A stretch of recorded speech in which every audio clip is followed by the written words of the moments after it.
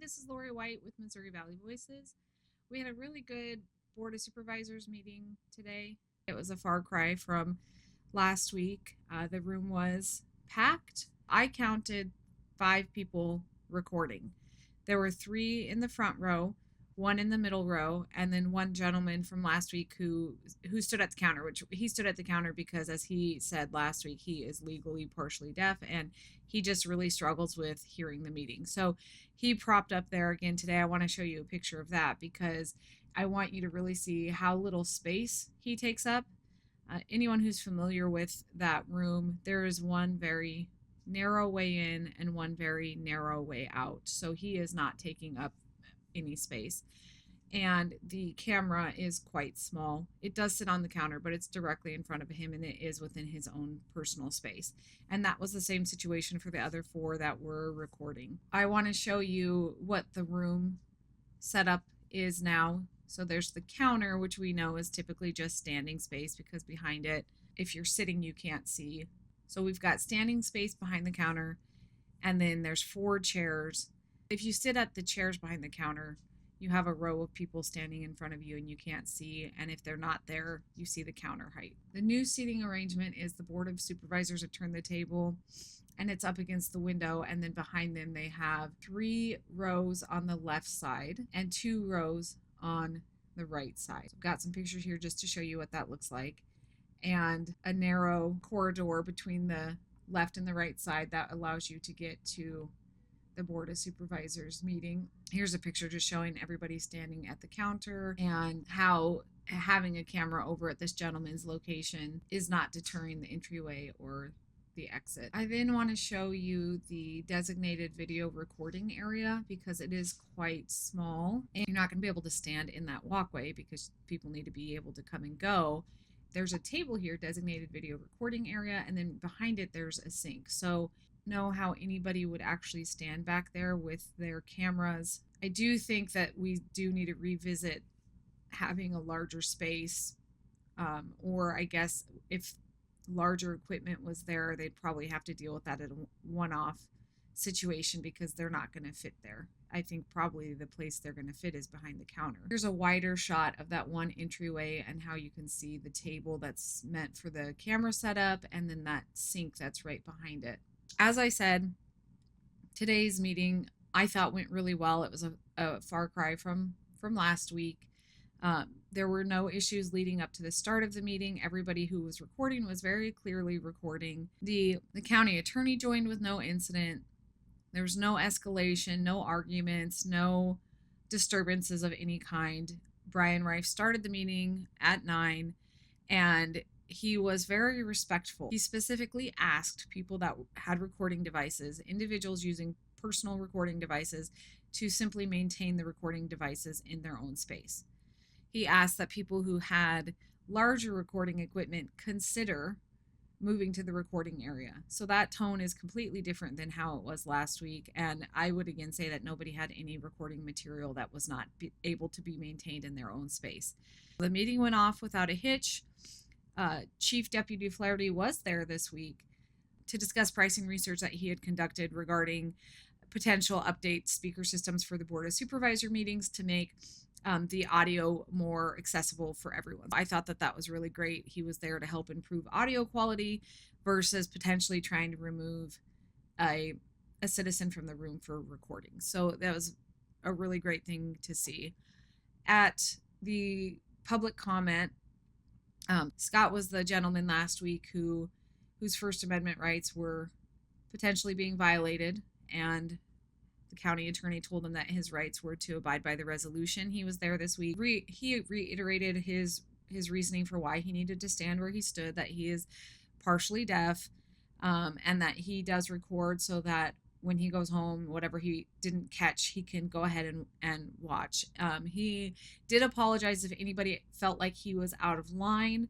He felt like he was not out of line and that he was just trying to protect his rights. And then he did emphasize the need to revisit the recently adopted resolution, which I do agree that needs to be addressed. He also addressed what he described as insinuations that he attended last week's meeting as a puppet for another board member, which it was very offensive to him because he attended the meeting and has attended many meetings in the past on his own behalf. And so he did want to clarify with them that that was offensive and that he was there on his own behalf and nobody else's. The last person that did an open comment regarding the audio and recording was Larry Cook, who's a candidate for the Harrison County Board of Supervisors. He voiced his support for implementing recordings, both audio and visual. He was the gentleman who a couple weeks back when they did the forum, there was questions that were asked about transparency.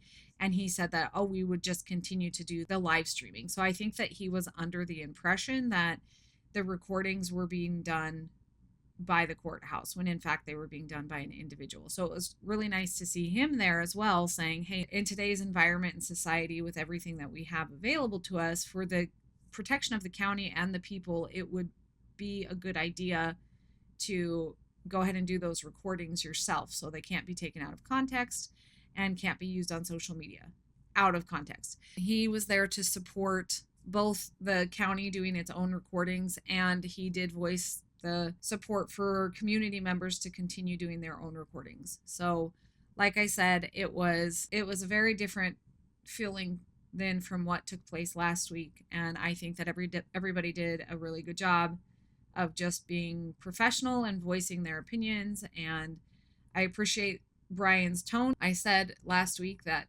they are being paid by the taxpayers. They need to humble themselves. And I've got to give kudos to him because I think that that's exactly what he did. It's important that I actually give credit where credit is due. So I appreciate very much how today's meeting went, and I will go ahead and roll the audio from that. These are just snippets of the meeting that specifically address the recording. I can put out the whole Board of Supervisors meetings, but for this purpose, I just want to put together the pieces that were specifically related to the recording. I did comment in the public comment about the mass appraisal. I didn't put that in this because that's something I want to talk about separately, and Brian Reif has committed to me that he'll be looking into that. So I will make a separate video about that at a later date and time when I have some more information to share with you. So I will roll the audio, and I appreciate you guys joining.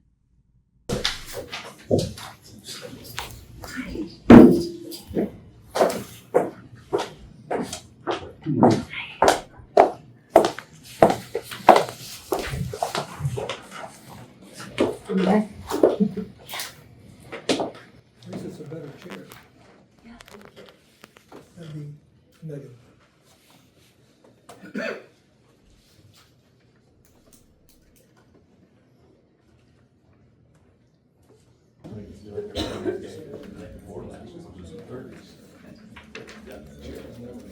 Plenty of water. Good till June. Sounds like yeah, that's what they're saying.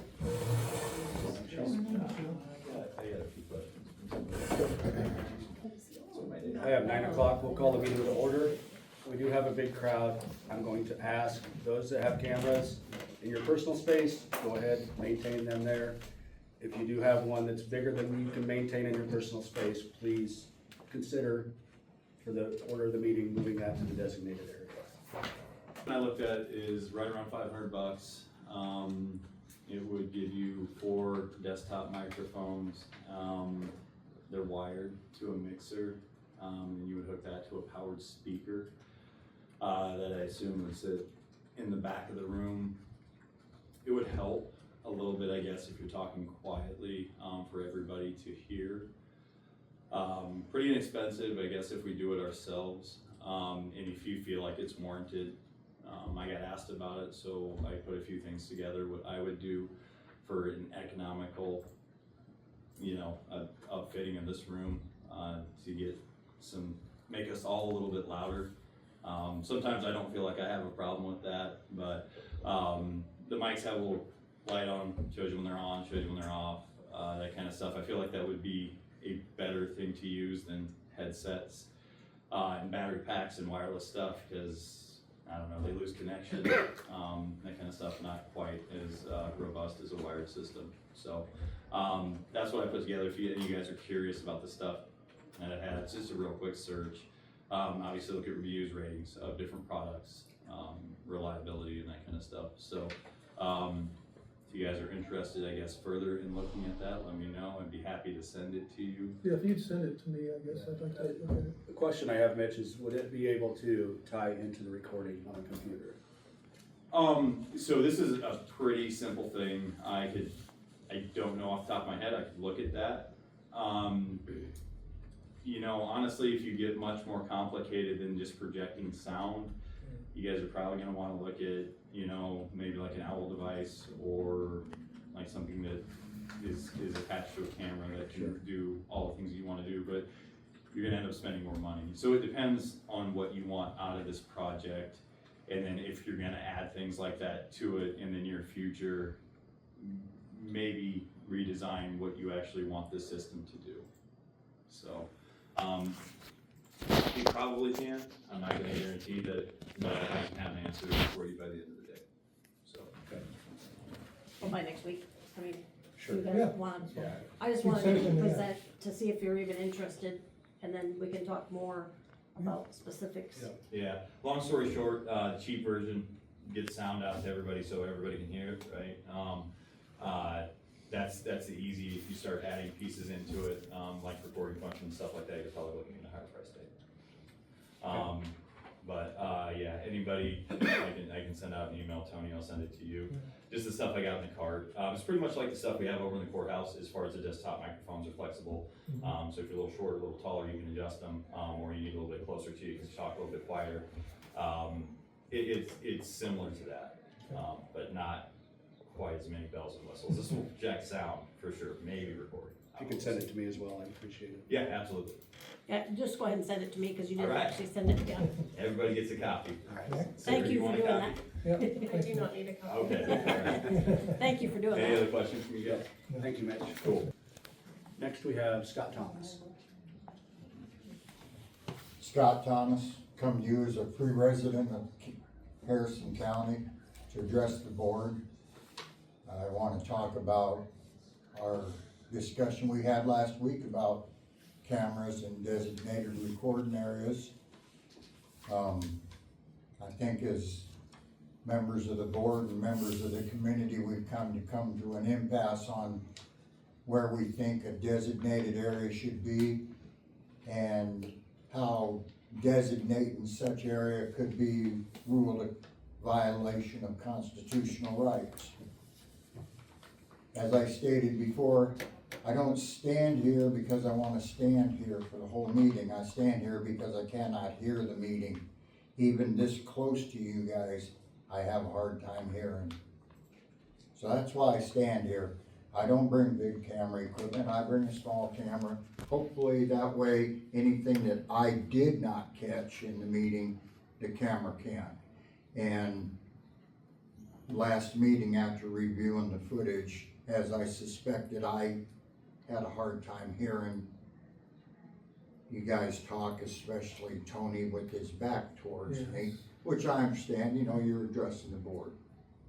So, I think your resolution probably had good intention, but I think it's misguided and it probably needs to be looked at again.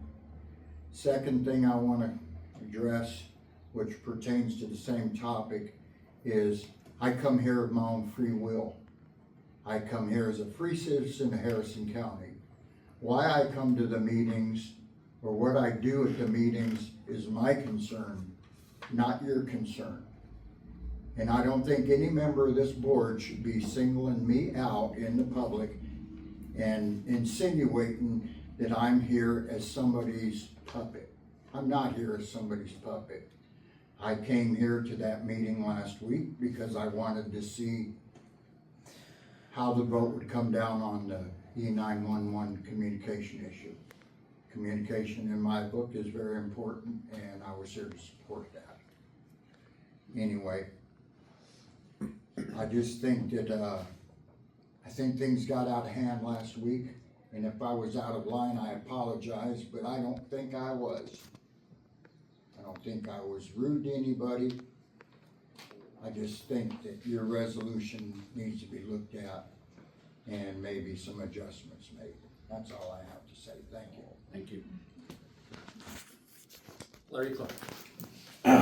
Along those same lines, I think in this day and age, there's no reason why these meetings are not on camera, recorded, whether it's live streamed or not, but there should be a camera that the county is in charge of that actually protects you guys and the public, so that if it's recorded, every meeting completely, then there's no ambiguity there. There's nobody that can go out on social media, which we have seen tons of it, and a lot of that is wrong, and they slant it towards what they think and what they want.